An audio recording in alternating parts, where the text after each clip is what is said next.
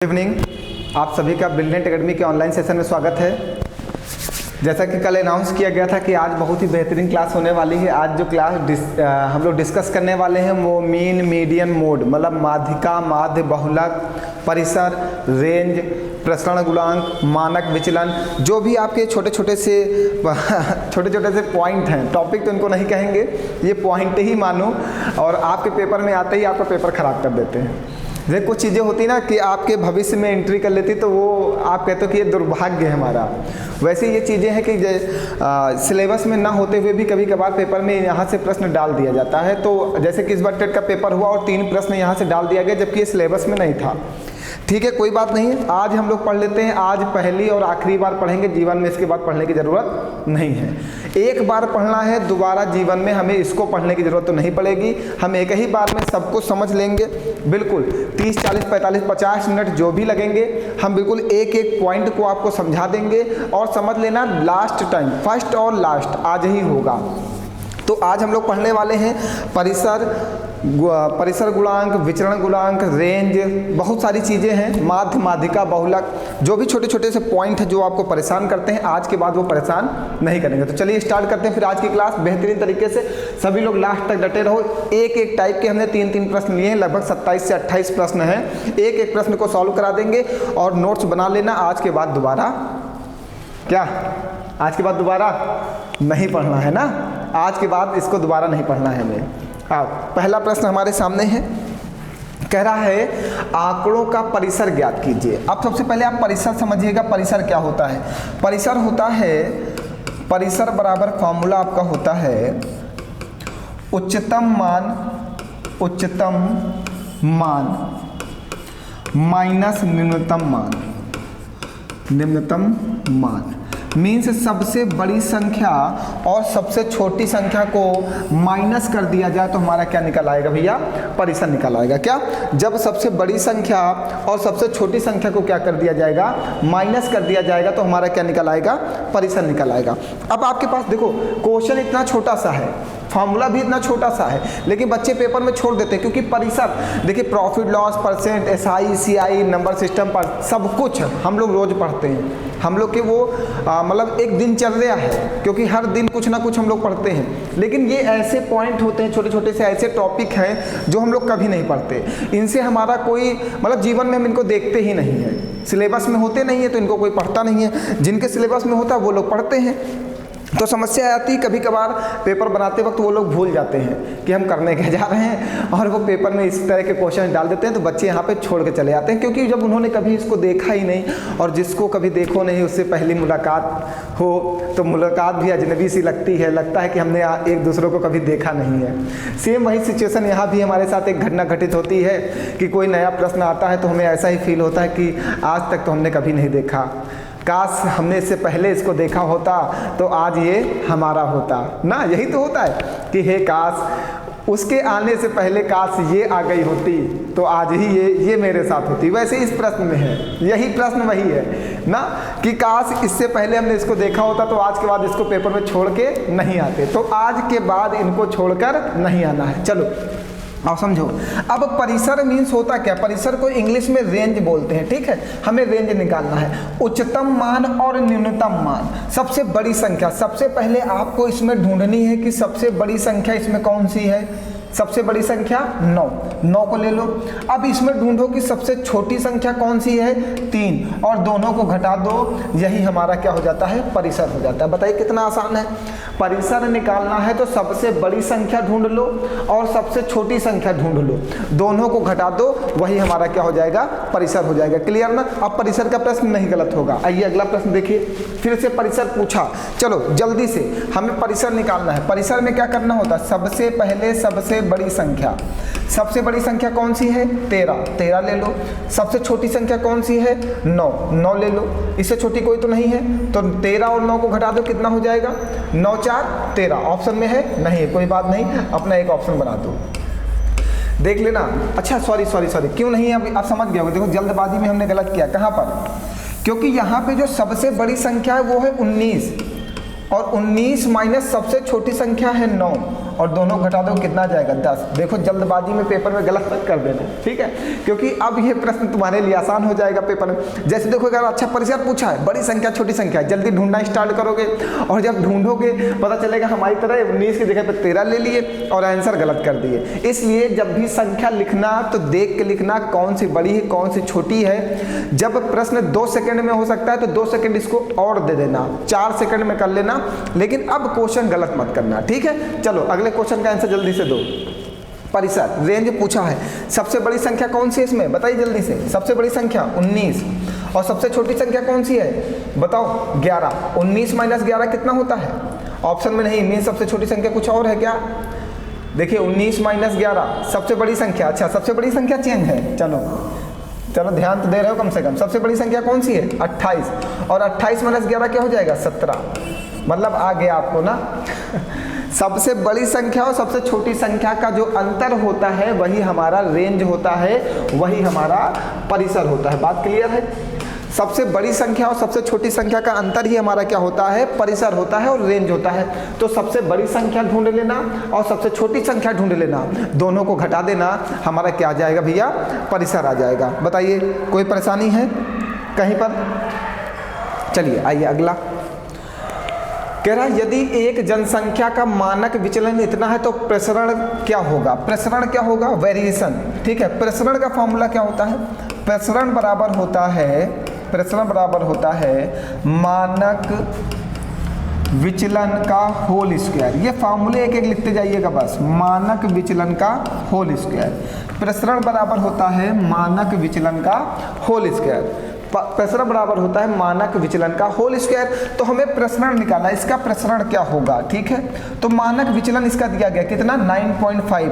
तो प्रसरण बराबर हो जाएगा 9.5 का होल स्क्वायर। 9.5 का होल स्क्वायर। तो 5 का स्क्वायर 25 और 9 में एक 10, 25 पॉइंट लगा दोगे तो 10.25 नहीं है आंसर में।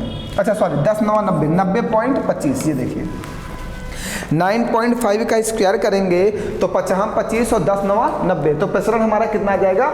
90.25। फॉर्मूला क्या होता है? प्रसरण बराबर मानक विचलन का होल स्क्वायर। समझ में आ गया? कुछ नहीं करना है, बस ये छोटे छोटे से टॉपिक हैं, सेकंड में हम लोग सॉल्व कर रहे हैं, समाप्त करते चल रहे हैं। आइए अगला फिर से पूछा है प्रसरण का मान क्या होगा? तो प्रसरण बराबर क्या होता है?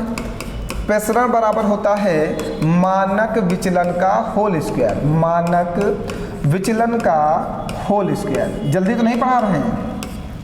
तो हमें प्रसरण निकालना है। मानक विचलन कितना है? 4। 4 का स्क्वायर कितना हो जाएगा? 16। देखो आगे आपका आंसर 16। बताओ कोई डाउट है कहीं पर? आगे बढ़ाया जाए?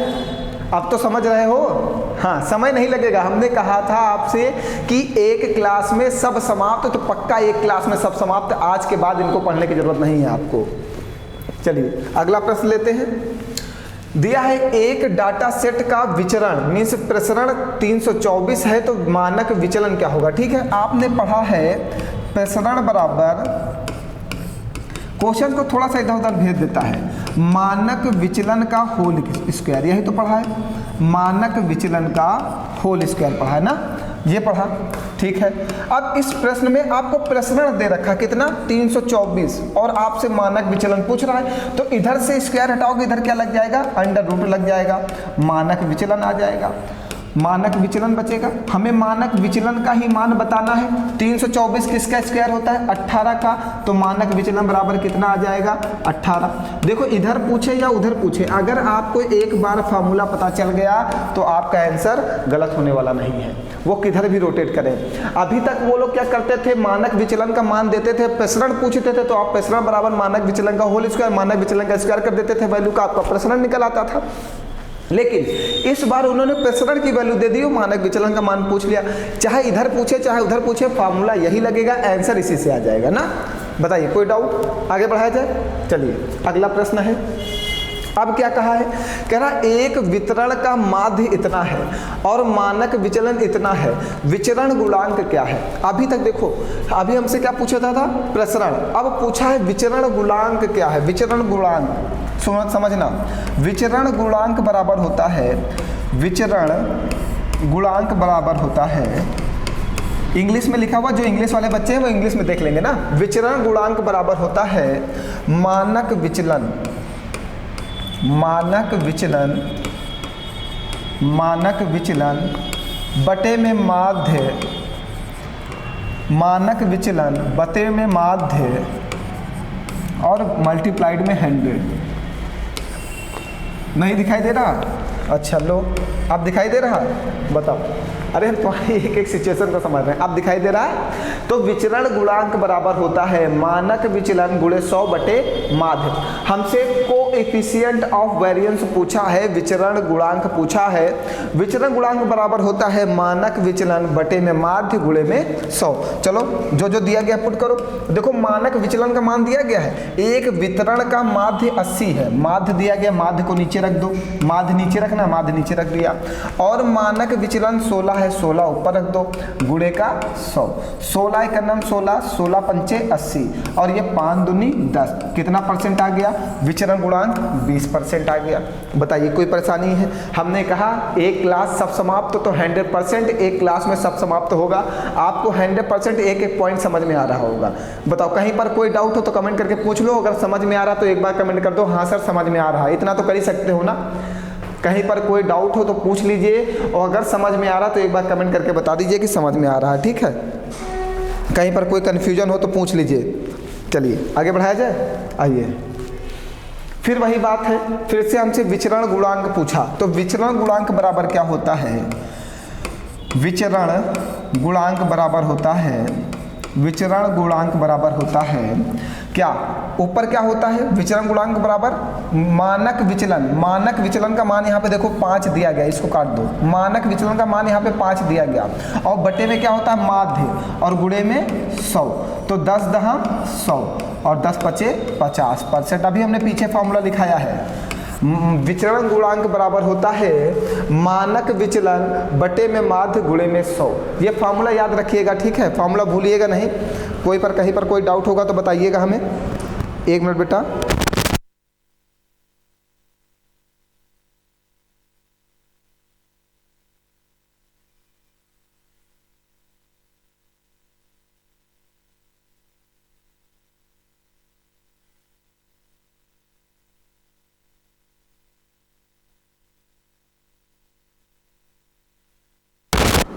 ठीक, तो विचलन गुणांक बराबर क्या होता है? मानक, ऊपर मानक विचलन, नीचे माध्य, गुणे में 100% में आ जाएगा ना। एक बार फार्मूला लिख लो, याद कर लो, लाइफ टाइम ये गलत नहीं होने वाले हैं ना। चलिए आगे बढ़ाया जाए। आइए, यदि अब देखिए क्वेश्चन को अब फिर से चेंज हुआ। हमें क्वेश्चन की लैंग्वेज समझना है। हमने कहा आज ही क्लास में सब कुछ पढ़ा डालेंगे, अब दोबारा आपको पढ़ने की जरूरत नहीं पड़ेगी। एक क्लास सब समाप्त, जो भी चीज़ें हैं समाप्त हो जाएंगी, कल के लिए हम नहीं रखेंगे। ठीक, चलिए आप समझिएगा। आप क्या कह रहे हैं? यदि संख्या का मानक विचलन इतना है तो विचरण गुणांक क्या होगा? देखो अभी तक विचरण गुणांक पूछता था, इस क्वेश्चन को समझना।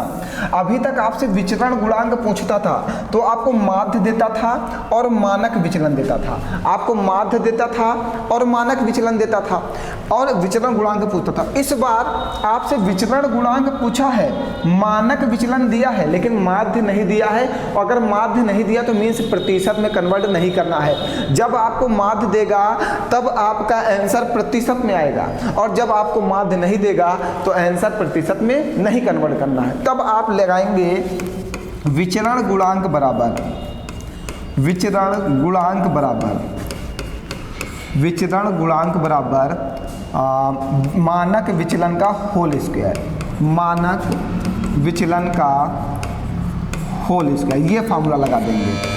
तब आप लगा देंगे विचरण गुणांक बराबर मानक विचलन का होल स्क्वायर। ठीक है, तो मानक विचलन का मान कितना है? 10, और 10 का स्क्वायर कर देंगे, आंसर कितना आ जाएगा आपका? 100। 10 का स्क्वायर कर देंगे, आपका आंसर कितना आ जाएगा? 100। बताओ कहीं पर कोई डाउट है भैया? कोई कहीं पर कोई समस्या? बहुत ही आसान है ना, कठिन तो नहीं लग रहा होगा? बिल्कुल आसान लग रहा है, बिल्कुल आसान है। बस आप इसकी नोट्स बनाते चलो, पढ़ते चलो। 1 क्लास, 2 क्लास, 3 क्लास, 3 बार देख डालो, कभी ना कभी तो समझ में आ जाएगा। हमें लगता है एक ही क्लास में समझ में आ जाएगा। आइए अगला प्रश्न। आइए, अब प्रश्न चेंज हो गया। अब आपसे बहुलक की बात कर रहा है, मोड की। मोड, बहुलक को इंग्लिश में मोड बोलते हैं। पहले जो संख्याएं दी गई हैं उन संख्याओं को हम एक बार अवरोही क्रम में लिखते हैं, आरोही क्रम में लिखते हैं, बढ़ते हुए क्रम में लिखते हैं, आरोही क्रम में लिखते हैं एक बार संख्याओं को। आइए लिखते हैं, 31, 32, 33, जो संख्या है 33 लिख लेते हैं, वैसे लिखने की ज़रूरत नहीं है। 33, 34, 34, 35, 35, 35, 36, 37। जो संख्या जितनी बार होगी उतनी बार लिखी जाएगी। हमें मोड बताना है, बहुलक बताना है। जो संख्या क्वेश्चन में जितनी बार है हमने उतनी बार लिख ली। बहुलक बहुत ही आसान है, मोड बहुत ही आसान है। जो संख्या सबसे ज़्यादा बार रिपीट हो वही बहुलक है। जो संख्या सबसे ज़्यादा बार रिपीट हो वही बहुलक है। जो संख्या सबसे ज़्यादा बार रिपीट हो वही क्या है, बहुलक है ना। तो अब बताओ जल्दी से बहुलक कौन है, कौन सी संख्या सबसे ज़्यादा बार रिपीट है। देखिए 35 3 बार आया है, तो हमारा बहुलक क्या हो जाएगा, 35 हो जाएगा। बताइए, इतना आसान है। बहुलक अगर पूछता है पेपर में तो इससे आसान प्रश्न आपसे नहीं पूछा। सबसे आसान प्रश्न अगर कुछ है तो बहुलक है। बहुलक पूछे, जो संख्या जितनी बार आए, जो संख्या सबसे ज़्यादा बार आए वही बहुलक है ना। जो संख्या सबसे ज़्यादा बार आए वही क्या है, बहुलक है। आइए इसमें बताइए, ये संख्या दी गई है 12, 14, 15, 16, 15, 14, 13, 14, 15, 13, 13। देखो 15 यहाँ पे 1 बार, 2 बार, 3 बार। 15 हमें 3 बार मिल रहा है और जो 13 है ये 1 बार और 2 बार मिल रहा है। मीन्स 15 ही बहुलक होगा, क्योंकि 15 सबसे ज़्यादा बार आई। जो संख्या सबसे ज़्यादा बार आए वही बहुलक होगा। जो संख्या सबसे ज़्यादा बार आए वही बहुलक होगा। जो संख्या सबसे ज़्यादा बार रिपीट हुई हो वही क्वेश्चन का बहुलक होगा। बताओ, कोई परेशानी है? बहुत आसान है ना, कुछ समय नहीं लग रहा होगा आपको। चलिए अगला प्रश्न लेते हैं। आइए, फिर पूछा इसमें बहुलक क्या है, बताओ कौन सी संख्या बहुलक है। देखिए 45, 45, 45, 45 2 बार आया है। और देखते हैं कोई संख्या, और तो कोई संख्या रिपीट नहीं हो रही। यहाँ पे देखिए कुछ और रिपीट हो रही है, 25 और 25, 25, 25 भी 2 बार आया है। और कोई संख्या रिपीट हो रही, तो 45 और 25 ही आंसर बनेगा। देखो डबल आंसर है, कोई परेशानी नहीं है, डबल आंसर बनाओ। जो संख्या सबसे ज़्यादा बार रिपीट हो रही वही क्वेश्चन का बहुलक होता है। ठीक है, 45 और 25 2 बार आई हैं, इसलिए क्वेश्चन का बहुलक 45 और 25 हो जाएगा। चलिए आगे बढ़ाया जाए। आइए, दिए गए इन आंकड़ों में 1 9 5 4 2 1 9 9 2 2 9 9 2 1 में माध्य तथा बहुलक क्या है। ठीक है, चलो ठीक, कोई बात नहीं। पहले आप बहुलक तो बता दो, आप ही बहुलक जल्दी से बताओ क्या होगा इसका, फिर हम माध्य बताते हैं। बहुलक आप बताओ, जो संख्या सबसे ज़्यादा बार रिपीट हो। 1 1 1 1 1 1 5 बार आया है। 9 देखते हैं, 1 2 3 4, मीन्स 1 5 बार आया है, तो इसका बहुलक क्या होगा, बहुलक क्या होगा, 1 होगा। अब हमें क्या निकालना है, माध्य निकालना है, माध्य। अब माध्य क्या होता है, हिंदी में तो इसको, इंग्लिश में तो इसको मीन बोलते हैं। इस वाली भाषा में यहाँ पे जहाँ पर पढ़ लो माध्य, यहाँ पे मीन को बोलते हैं, मीन को। लेकिन अगर माध्य की बात की जाए, माध्य मीन्स होता है एवरेज। अगर हम औसत जानते हैं तो हम माध्य जानते हैं, एवरेज। औसत बराबर होता है,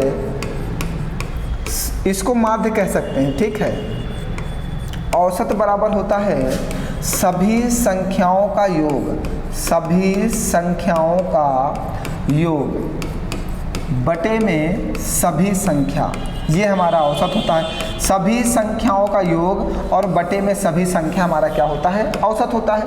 तो माध्य को हम औसत कह सकते हैं, कोई डाउट है ही नहीं। ठीक है, आप माध्य को औसत ही कहो, क्योंकि माध्य बराबर औसत ही होता है। सभी संख्याओं का योग बटे सभी संख्या हमारा औसत होता है। चलिए आइए सभी संख्याओं का योग निकालिए। यहाँ पे सभी संख्याओं का योग निकालिए।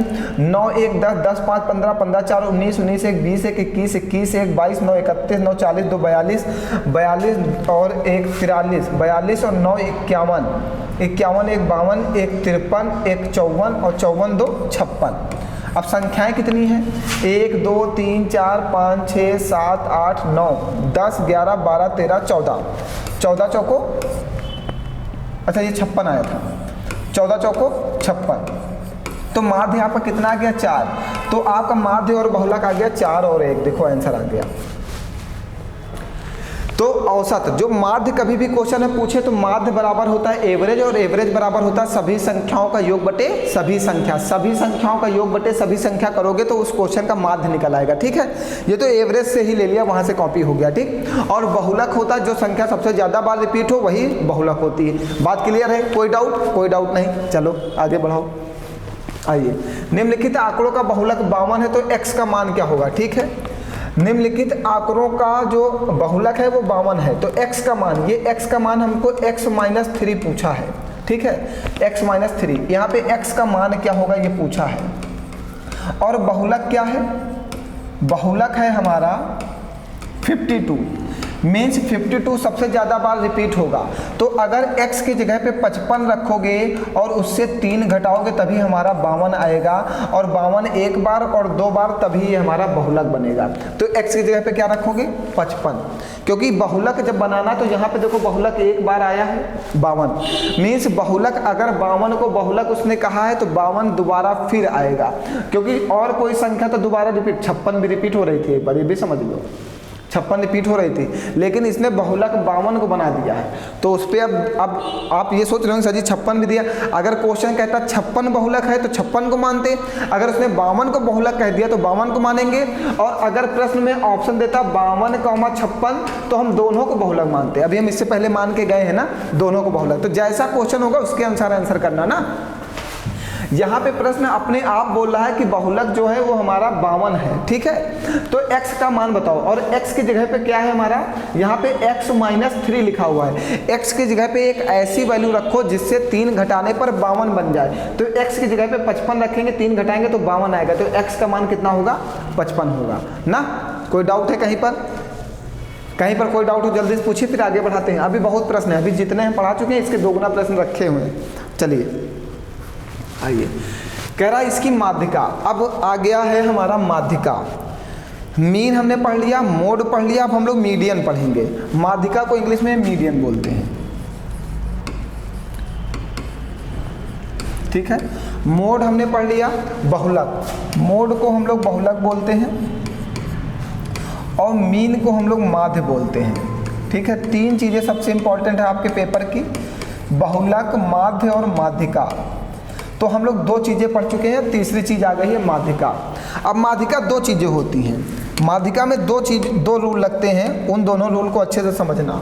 माध्यिका में सबसे पहले हम संख्याओं को आरोही क्रम में व्यवस्थित करते हैं, बढ़ते हुए क्रम में। 11 के बाद 23 के बाद 25 के बाद 26 के बाद 29 के बाद 31 के बाद 39।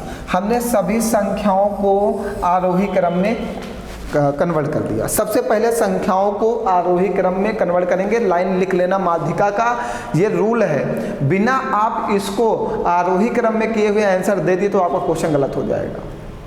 ठीक है, तो सबसे पहले हम संख्या को आरोही क्रम में लिखेंगे। ठीक है, बढ़ते हुए क्रम में।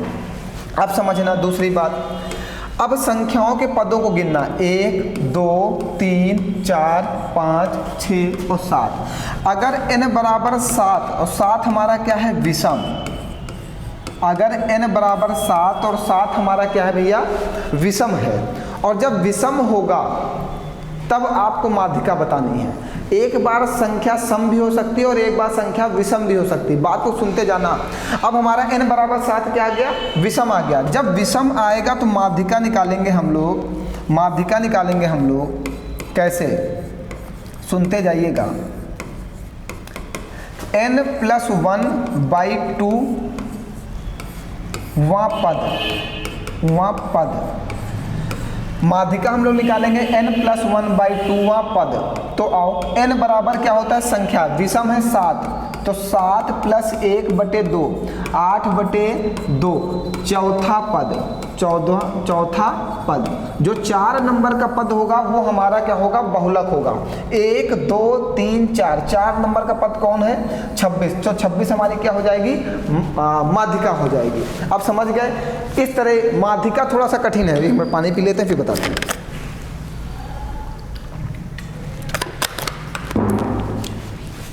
आपका जो माध्यिका है वो थोड़ा सा अजीब सा है। माध्यिका में सबसे पहले संख्याओं को आरोही क्रम में लिखना होगा, लिखने के बाद संख्याएं गिननी होंगी कि कितनी संख्याएं हैं, उसके बाद माध्यिका का फॉर्मूला लगाना होगा। जब विषम होगा तो ये फॉर्मूला लगाएंगे, सम होगा तो भी दूसरा लगाएंगे। जब विषम होगा तो ये फॉर्मूला लगाएंगे n/2 n+1/2 पद, n+1/2 पद। तो यहाँ से हम निकालेंगे कि कौन सा पद हमारा माध्यिका होगा।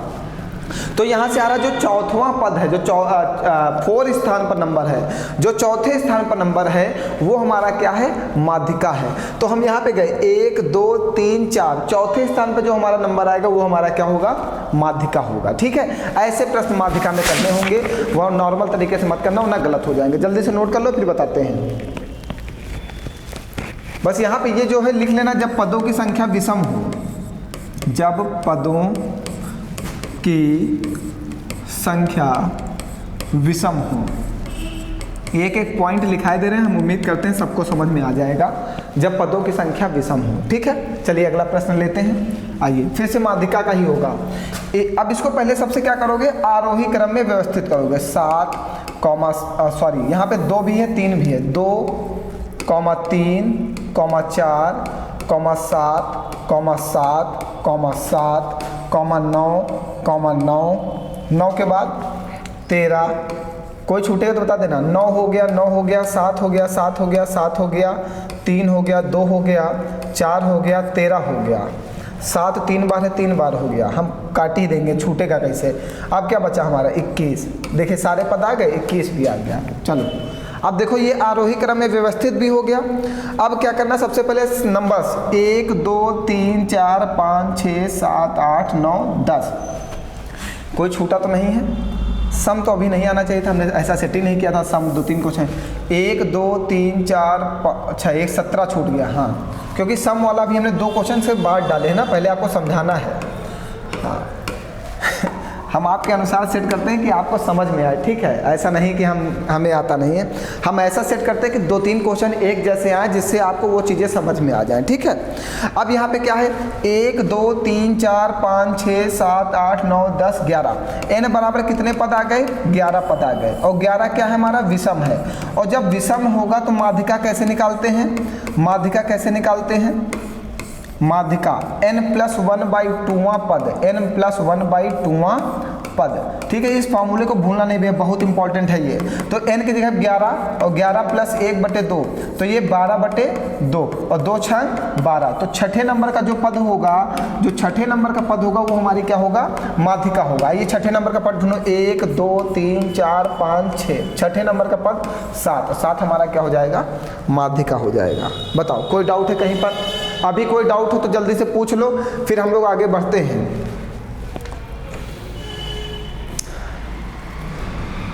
कोई डाउट, आगे बढ़ाया जाए, चलिए आइए। अब 1 2 3 4 5 6, अब सम आ गया। देखो 5